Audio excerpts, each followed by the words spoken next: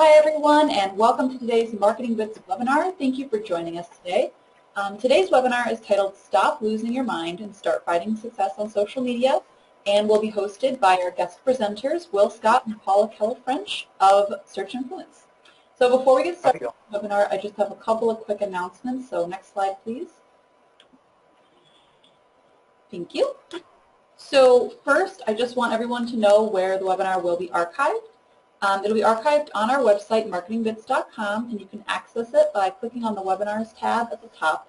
And then you're going to see, as you can see in the image here, that there's webinars posted at the top of the page, and that updates based on the most recent webinar. So it should be at the top of the page. And then I encourage you to look around the website if you get a chance. We feature a variety of resources for you to learn about the fundamentals of digital marketing, so check it out if you can.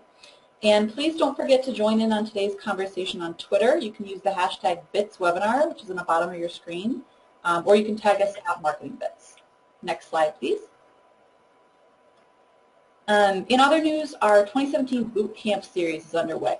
So for those of you who might be unfamiliar, our boot camps are one-day digital marketing intensives that we host across the country, where business owners can come and learn the fundamentals of digital marketing from experts at companies like YP, Yelp, Yext, and more. Some of our past presenters also included Google, Constant Contact, GoDaddy, so you can get a lot of really valuable information from these shows. And our upcoming boot camps will be in Atlanta on April 26th and in Nashville on May 17th. And if you use the code SIWEB when you're registering, you can get 50% off. You can register at www.bitzbootcamp.com. Next slide, please. So the final note I have before I pass it over to Will and Paula is that if you have any questions throughout the webinar, you can post them in the questions box, which you should see on the panel on your right, and we will go through them at the conclusion of the webinar. So with that, I'm going to pass it over to Will and Paula to get started. Thank you very much, Becky. So I'm Will Scott, and I'm going to let Paula, whose picture is up on the screen, introduce her. Oh, you know what? I tell you what. Let's do it differently. I'll introduce Paula. Paula can introduce me, and that'll be a lot much more fun. So Paula is the Director of Sales and Marketing at Search Influence. She has been with us at Search Influence for more than 7 years. She is now actually the longest tenured employee at Search Influence, and she speaks on a national level. In the last couple of months, she spoke in Seattle at MozCon Local, and she spoke in Portland at the SEM PDX Engage conference, which they just renamed from Search Fest. I was a big fan of Search Fest, but you know they figured Search was becoming passé, and so they would move on to Engage. And Paula, you'll notice that she has 3 names on her screen. That's because Paula recently got married, and so soon we'll be dropping the Keller because everyone else will have gotten comfortable with the idea that she's now Paula French. You can follow her at Paula K. French on Twitter, and I think you're going to really enjoy what she presents today. All right, thank you very much, Will. So Will Scott is our CEO and co-founder. He and his wife, Angie Scott, started the company here in New Orleans in 2006. And really our mission is to help businesses succeed online and help them optimize their potential. Prior to Search Influence, Will worked helping online Yellow Pages. Well, Yellow Pages get online, that is, which is very interesting. So Will likes to say that, Al Gore didn't necessarily invent the Internet. Will invented the Internet for the Yellow Pages. I may not have invented it, but I was definitely there around the same time that Al Gore was inventing it. So, despite my youthful appearance, it's been almost, it's been like 23 years that I have been professionally working on the Internet, which is longer than some of our employees have been alive. So, without further ado, we are going to tell you why social media is worth your time. Now, look, I know it's 2017. Y'all probably have a pretty good idea of the fact that social media matters, but we often find that customers of ours, the vast majority of whom are local businesses, and by local business I don't mean that they're here in New Orleans with us. I mean that they are local to where they are. We have customers, or we have had customers from Portland to Portland, and from Quebec to Quintana Roo. Quintana Roo, you may have to look up. I would understand that. It's also the brand of a really nice triathlon bike.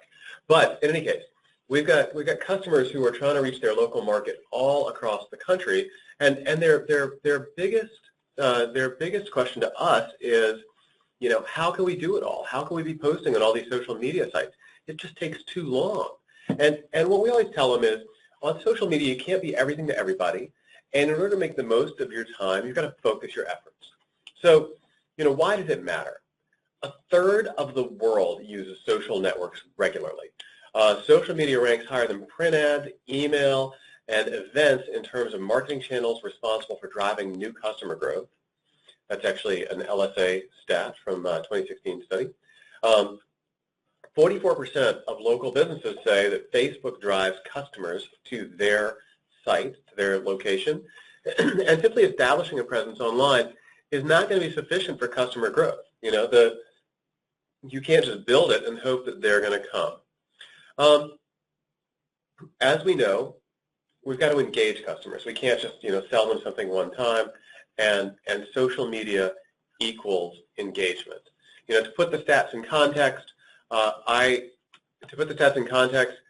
used to joke that, sorry, I missed one. There we go. I used to joke that, and this is several years back, that if Facebook were a country, at the time it would have been the third largest, right? So it was China, India, Facebook, and the United States, and then for anybody who's keeping track, Indonesia. But at the time, India was running scared. Well, these days, Facebook is bigger than China plus probably the U.S. in terms of population. So think about that. And when you look at the data, 79% of all American adults who are online are using Facebook, which means that there's almost a one-to-one relationship between adults online and Facebook. So when you're trying to think, where do I prioritize my efforts, and the numbers don't lie, and unless you're speaking to a demographic that's specific to one of those other channels, you will find your target customers on Facebook.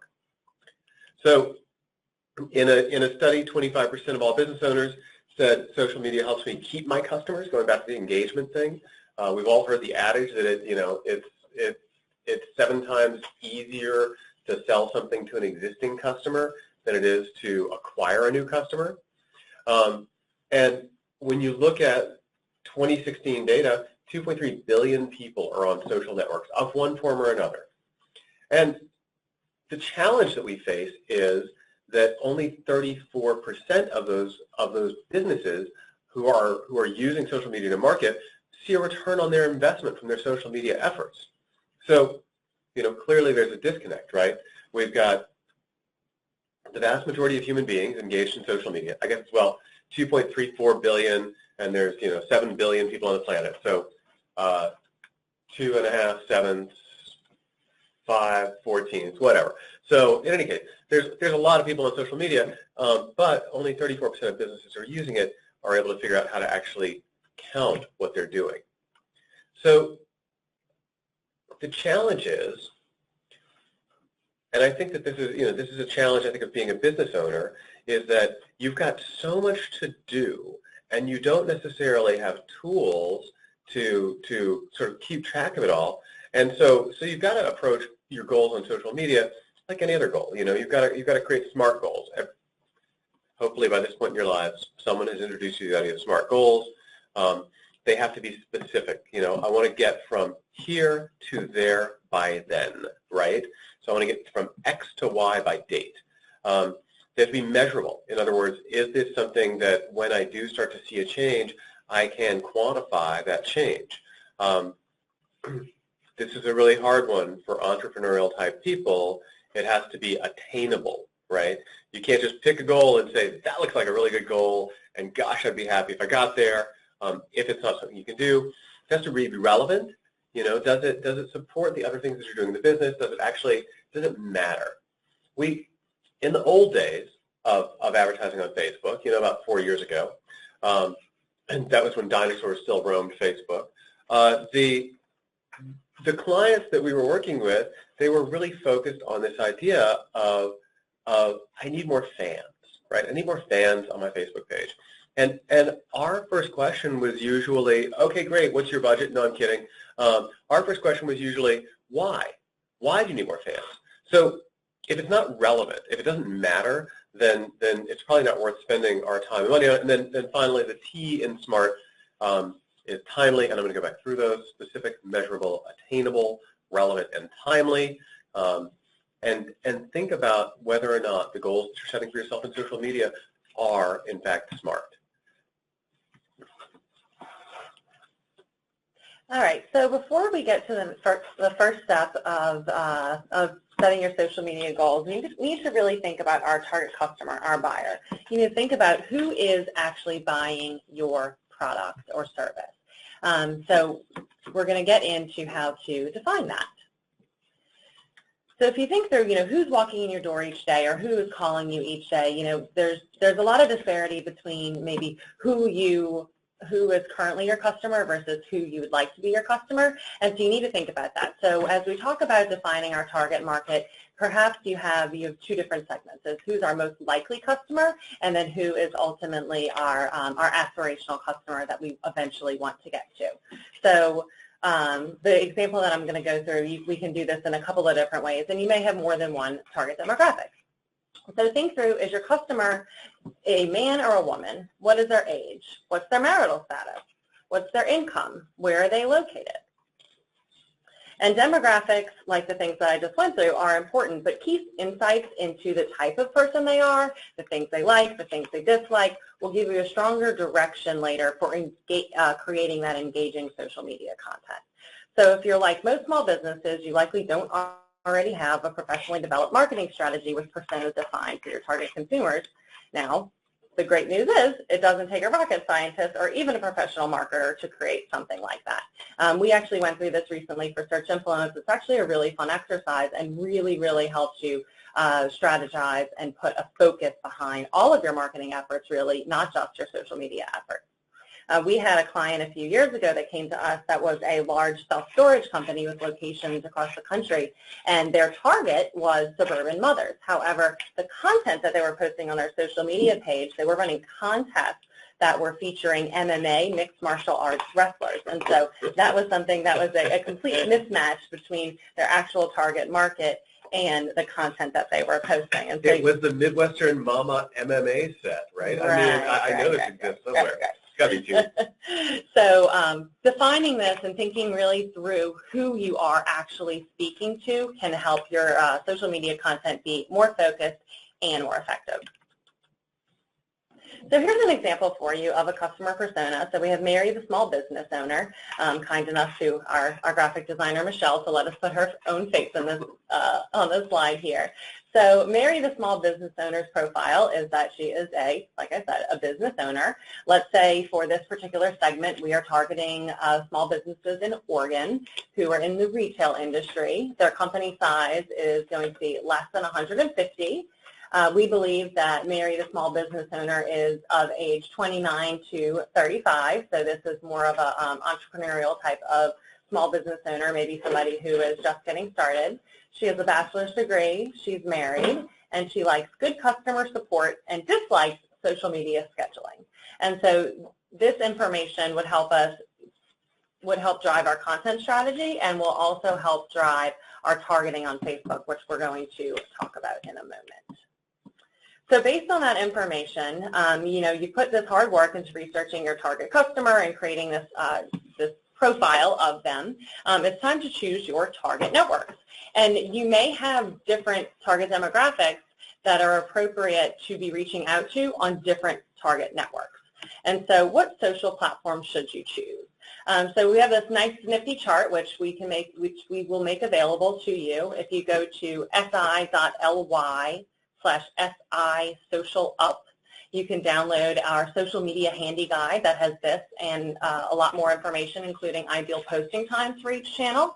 And so it's if you look across the spectrum, you can see on Facebook, 83% of women who are online are on Facebook, compared to Twitter, where there's only 25% of online women. Now, there's only 24% of online men on Twitter as well, but if you look at if you kind of come back over to Facebook, you'll see 75% of online men are on Facebook. So this will help you, it will just help you select the right channels for each of your target demographics. And you don't have to do everything on Facebook just because your primary demographic is on Facebook.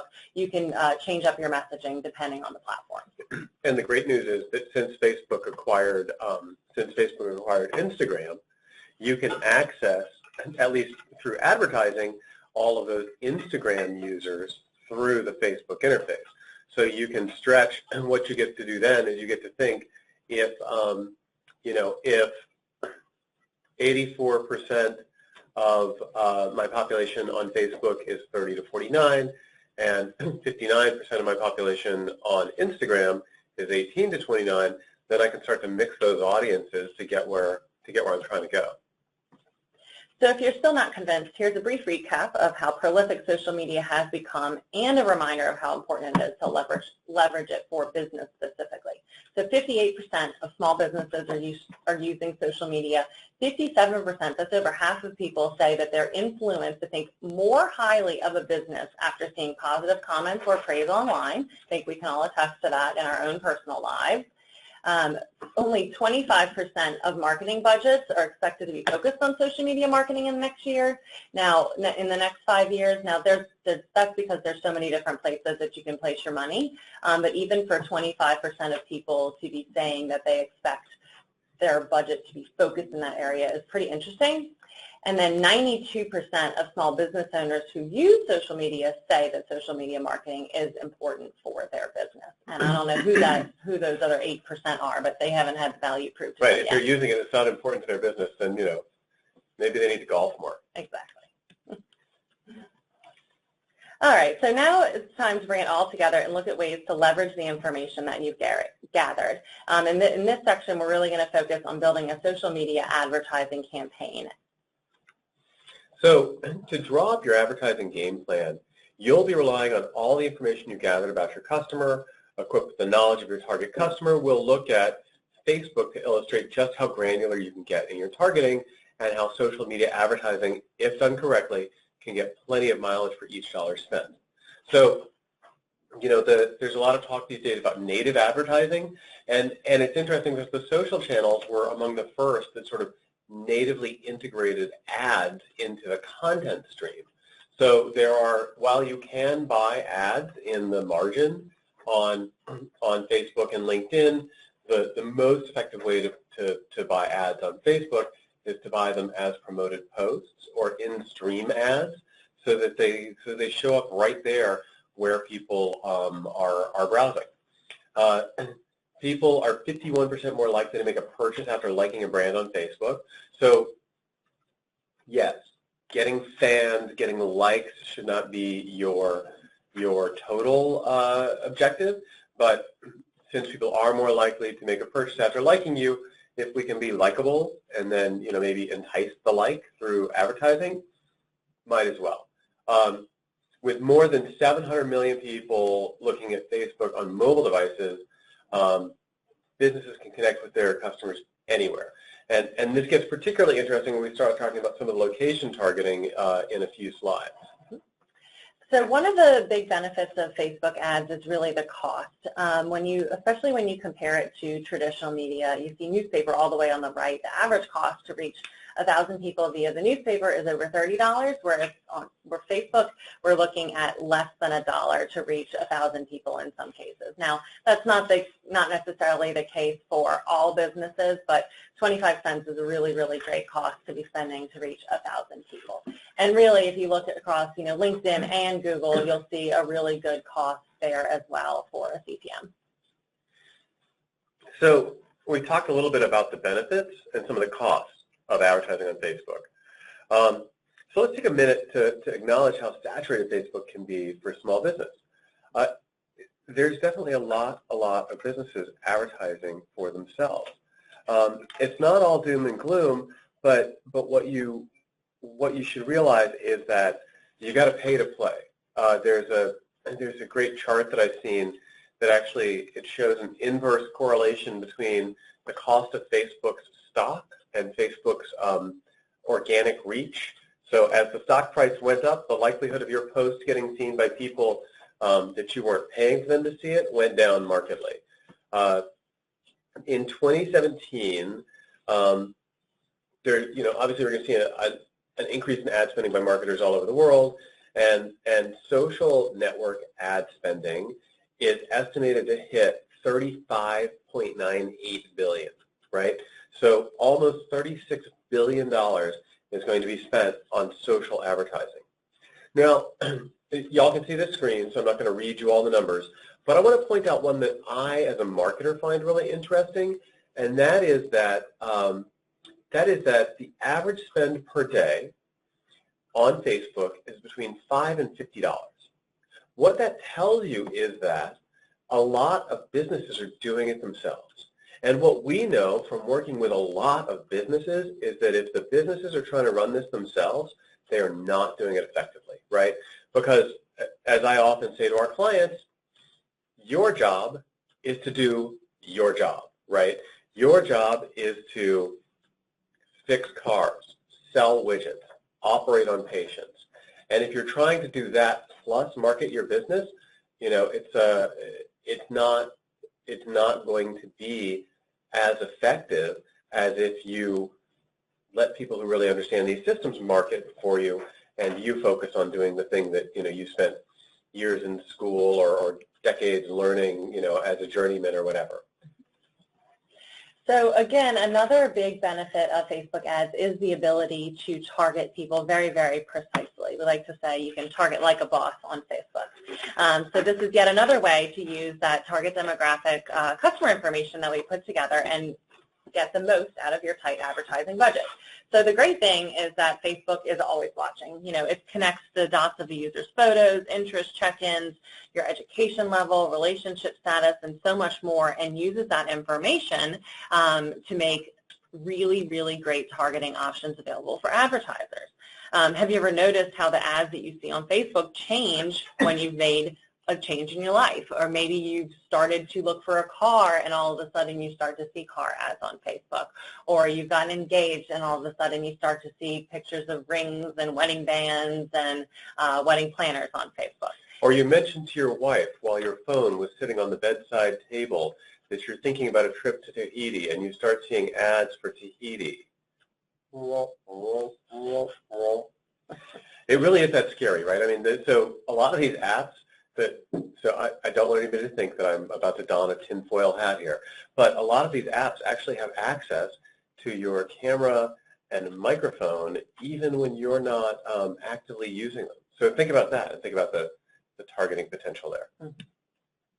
And Facebook doesn't have data just from its own platform and your activity on Facebook.com. They actually partner with a lot of different companies to get additional data about you.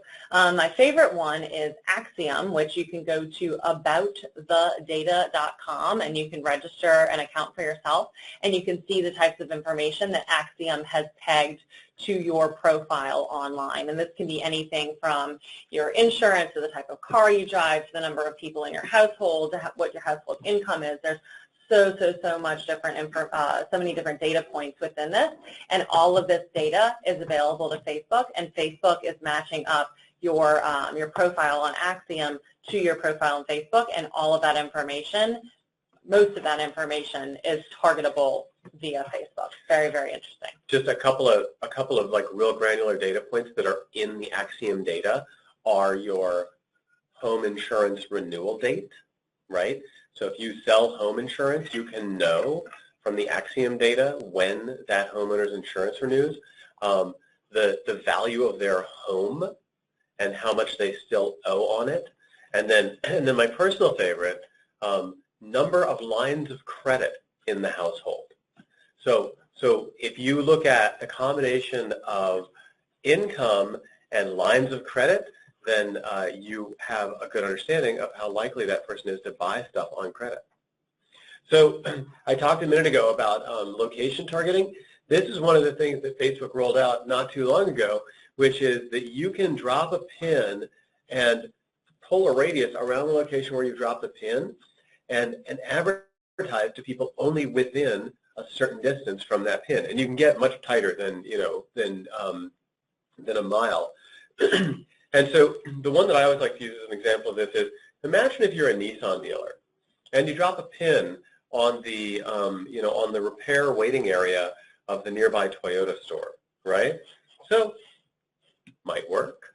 But as Paula said, you can target so much more. You can do things like, and this is, these are hypothetical scenarios, but it could work. Targeting men between 35 and 45 who live within 25 miles of New York and are interested in football, American football, or beer. I think that the intersection of those Venn diagrams is pretty deep. Targeting by home type, targeting by whether or not there's grandparents in the home, veterans in the home, breakdown of parents' age, ages of children, life events, as Paula said. I have a friend who says, if you really want to get deep into Facebook targeting, you could even target sugary cereals, after midnight to stoners.